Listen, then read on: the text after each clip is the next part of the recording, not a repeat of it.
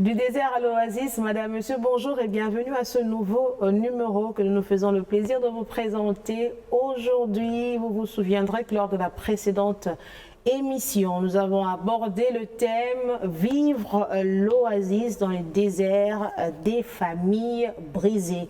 Nous continuons aujourd'hui dans cette même thématique avec notre invitée que je salue, madame Dorcas. Bonjour et bienvenue.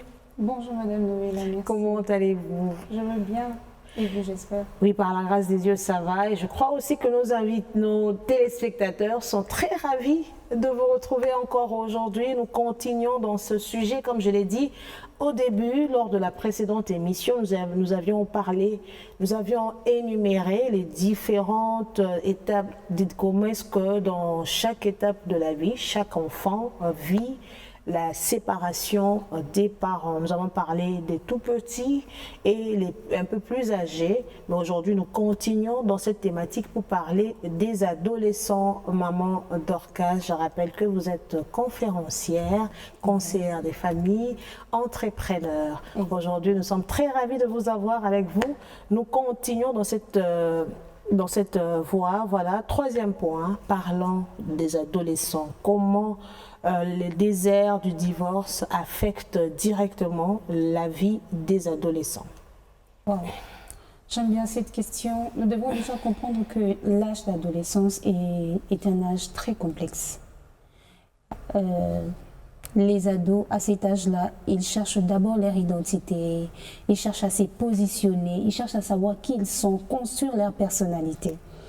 Et ils forgent aussi leur identité. Lorsque le divorce s'ajoute à cette démarche ou encore à cette période de transition, ça devient encore très compliqué. Pourquoi? Parce que l'ado est en crise identitaire.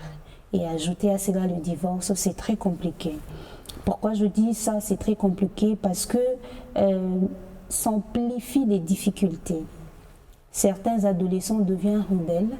Déjà des natures, quand on est adolescent, il y a beaucoup de complications. Maintenant, quand le divorce s'ajoute, ils deviennent rebelles, d'autres deviennent extrêmement renfermés. Et d'autres encore vivent une profonde colère. Colère contre Dieu, colère contre les parents, colère contre eux-mêmes. Parfois même, ça va à l'extrême. Et ils se détruisent. Et parce qu'ils se demandent, pourquoi ma famille? Pourquoi seulement moi? Pourquoi Dieu a permis? Pourquoi mes parents? Alors toutes ces questions qu'ils se posent autour du divorce, ça ne permet pas que les ados se développent complètement. Pourquoi? Parce que le divorce peut également briser la confiance dans les relations. L'ado qui avait pour modèle ses parents, et puis il voit ses parents, après 20 ans de mariage, ils se sont séparés, puis il s'est dit jusqu'à quel âge une relation peut devenir solide. Et après il s'est dit, mais si après 20 ans on peut divorcer, ça veut dire il n'y a pas pourquoi je dois rester fidèle, pourquoi je dois faire confiance et tout. L'adolescent observe les parents. Les parents sont les premiers modèles pour les enfants. Et lorsqu'ils observent, ils commencent à remettre en question les valeurs qu'ils pouvaient avoir avant.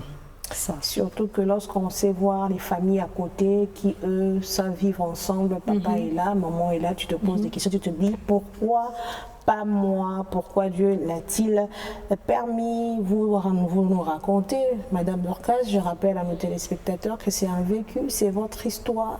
Oui, c'est mon histoire. Vous avez accepté de partager avec nous. Est-ce que vous pouvez nous raconter une étape de votre vie à l'adolescence? Comment avez-vous vécu ce désert? Alors je l'ai dit, je pense... il n'y a pas longtemps, dans l'une de nos émissions, j'ai dit que quand j'étais petite, déjà quand j'étais bébé, j'ai pleuré beaucoup et il n'y avait personne qui pouvait prendre soin de moi, ce qui faisait que je finissais par dormir. Et j'ai commencé à remarquer ça lorsque j'étais devenue adolescente. Il m'arrivait de pleurer et puis de m'endormir seule. Et je commençais à développer cette habitude. Je ne faisais pas confiance aux gens. Et les gens qui m'ont entourée, qui m'ont côtoyé les années passées peuvent témoigner. Je pouvais vivre avec les gens, mais je ne parle pas avec vous. Je pouvais rire, on rit, mais moi, mes rires n'allaient pas au-delà d'une minute. Je pense même pas 30 secondes. Je pouvais rire et ça s'arrêtait là. J'étais quelqu'un qui restait dans son coin. Je peux aller mal, mais j'en parle pas. Et même à la maison, je me rappelle, j'étais devenue très colérique.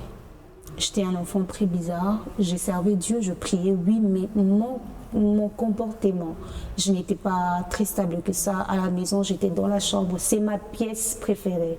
Bizarrement, il y a des signes qui ne partent pas jusqu'aujourd'hui. Ah, ok. Je suis dans la chambre. C'est une casanière, comme on aime le dire. Hein? Pour sortir, c'est vraiment compliqué. Il faut que je trouve de motivation pour faire confiance aux gens, bâtir des relations solides.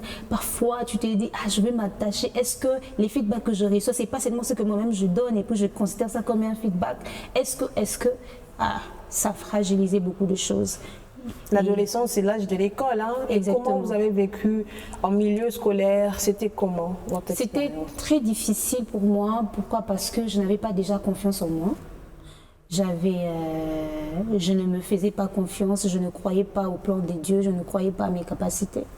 Ce qui faisait qu'à l'école, je ne parlais pas déjà de moi, je ne parlais pas de ma famille parce que ça me lésait de parler de ma famille et puis qu'on me dise « Ah bon ? Papa, c'est pas comme ça chez moi. C'est pas comme ça. Mais je parlais pas de moi. Je laissais les autres parler d'eux et puis je m'attachais trop aux gens. Ce qui faisait que je pouvais me retrouver avec 12 amis. 12 personnes que j'appelle amis. Et pourquoi? Parce que j'avais besoin de la sécurité, j'avais besoin de m'affirmer, j'avais besoin de toutes ces personnes-là. Et c'était pas facile pour moi. Et il faut dire aussi, il y avait de ces cours que je n'arrivais pas à assimiler. Pourquoi? Parce que j'avais trop peur. Et voilà.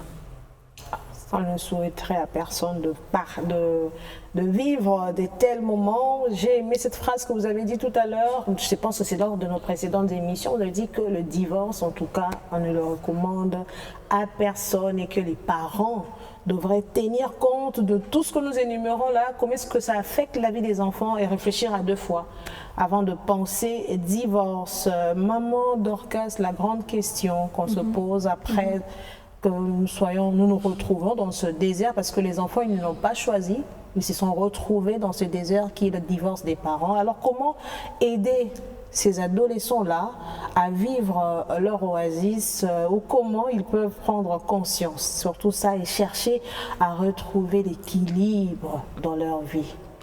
Les mots-clés que je pense que je rappellerai à chaque étape à partir de cet âge, je dirais c'est la prise de conscience. La prise de conscience, parce que c'est lorsqu'on se rend compte qu'on est malade, c'est là qu'on va vers le médecin.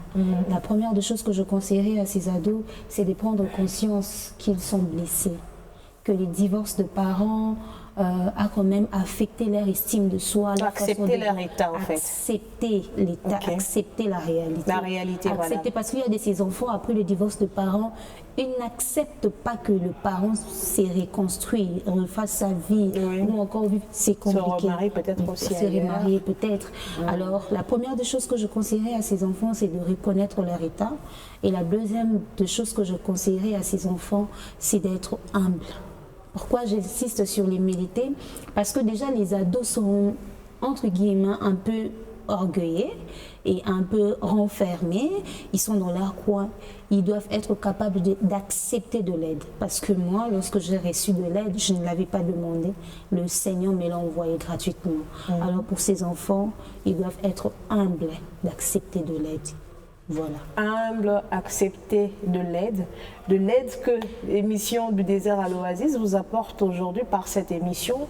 Nous le croyons par la grâce des dieux que ça vient changer quelque chose en vous, ça crée quelque chose de nouveau et aussi ça vous aide à vivre dans votre oasis. Maman Dorcas, nous tendons à la fin de l'émission. En conclusion, qu'est-ce qu'on retient de ce numéro? Je souhaiterais que nous retenions aujourd'hui que l'adolescence est une période très compliquée, très complexe, qui nécessite de prendre en compte plusieurs éléments pour permettre à cet adolescent d'évoluer, de grandir sainement. Parce que je peux faire un pas en arrière. Moi, je me posais plusieurs questions lorsque j'étais adolescente. Je me demandais comment l'amour peut peut-il être très fragile? Comment il peut se briser facilement? Comment on peut s'engager aujourd'hui et puis divorcer? Je trouvais ça vraiment, c'était absurde pour moi. Pour mon cœur d'enfant, cela n'avait aucun sens, aucune explication valable. Et puis, ça fragilisait mes relations. Chers parents, chers adolescents, je m'adresse à vous parce que si la personnalité à ces stades de vie n'est pas très bien construite, les choix de la vie seront biaisés, seront détruits. Et il est très important de prendre soin de soi, prendre soin des enfants, veiller à ce que ces enfants-là se développent complètement et qu'ils acceptent de l'aide. Je vous demanderai vraiment d'être humble, d'accepter l'aide. L'aide que le Seigneur vous envoie, il vous envoie des hommes, il vous envoie des émissions, il vous envoie sa parole qui guérit. Acceptez cette aide. Acceptez que vous avez été touché dans votre santé émotionnelle, vous avez été blessé d'une manière ou d'une autre, que la séparation de vos parents vous ont quand même blessé. Acceptez cela, parce que c'est ça le premier pas de la guérison. Car lorsqu'on a vu un foyer se briser, on finit parfois par croire que tout peut se briser. Et si vous ne guérissez pas votre blessure, cela risquera de vous rattraper dans le futur, affectera vos choix, affectera vos décisions, votre façon de voir la vie, votre façon de voir les choses. Si je peux vous demander quelque chose, je vous demanderai d'accepter cette aide et d'être humble. Voilà. Est-ce qu'on peut prier pour cette catégorie des personnes? Seigneur, je te prie pour cet adolescent, je te prie pour cet enfant qui se pose plusieurs questions, qui ne sait même pas où se situer au sujet de l'amour, au sujet de la famille, qui aujourd'hui a pris même la décision de ne jamais se marier. Si à ça ressemble la famille, il a pris la décision même d'arrêter, d'oublier le mariage. Je prie, oh Dieu, toi qui sondes le cœur, n'est-ce pas? Il est question d'accepter la réalité et d'accepter l'aide que toi tu envoies. J'ai prié au Dieu de sonder le cœur de ces enfants, de ces personnes blessées, afin qu'ils comprennent qu'ils sont blessés et qu'ils acceptent cette aide que tu envoies. En ton nom, nous avons prié. Amen. Amen, amen, amen. Vous êtes adolescent, vous traversez ce désert des familles brisées, que vous avez pris des mauvaises décisions. Aujourd'hui, par cette émission, on vous demande de reculer d'un pas, peut-être même d'un peu plus.